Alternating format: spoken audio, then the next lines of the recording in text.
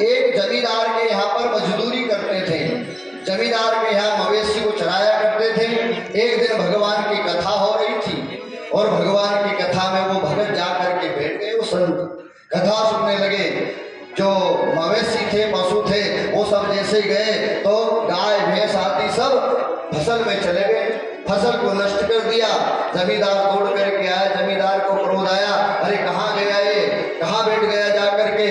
और जैसे देखा कथा में बैठा हुआ है, कथा में जाकर के हाथ पकड़ करके उठाया, कथा से बाहर लेकर के आए और कहा कि यदि तुझे कथा सुनना है ना तो मेरी मजदूरी छोड़ दे, मेरे घर का काम छोड़ दे और फिर जीवन भर कथा सुनना।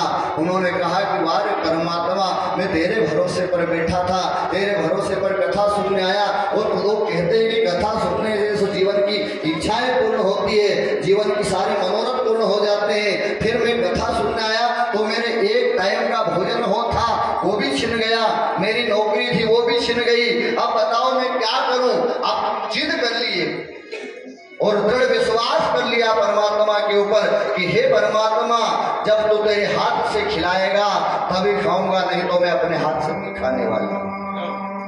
बैठ गए वन में जाकर के, जंगल में जाकर के बैठ गए कि हे परमात्मा, यदि तुझे गरज हो तो तू आकर के खिला दे, मैं अपने हाथ से नहीं खाने वाला। पेड़ के नीचे बैठे, एक दिन, 2 दिन, 3 दिन, 4 दिन बीत गए। भूख भी लगी है जोरों की, लेकिन उठे नहीं उठे। परमात्मा के ऊपर भरोसा कर लिया कि तू खिलाएगा तो खाऊंगा, नहीं तो नहीं खाऊंगा। नीचे पेड़ के नीचे बैठे थे, ऊपर पेड़ के ऊपर जाकर के बैठ गए। कहीं ऐसा तो नहीं हो कि कोई जंगल में इधर उधर से घूमते फिरता है और भूखे व्यक्ति को उठा करके ले जाए और जबरदस्ती भोजन करा दे। पेड़ के ऊपर जाकर के बैठ गए। मन में ठान लिया कि जब परमात्मा तू आकर के खिलाएगा तो खाऊंगा, नहीं तो एक अन्न का कण मुख में नहीं रखूंगा। प्रण कर लिया।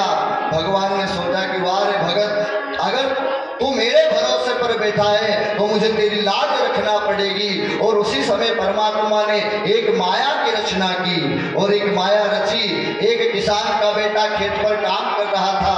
किसान उधर से भोजन का टिफिन लेकर के आया और जैसे भोजन का टिफिन लेकर के आया, उसी वृक्ष के नीचे से निकला, उसी झाड़ के नीचे से निकला और जैसे ही निकलने लगा, शेर की दहाड़ सुनाई उसके कान में।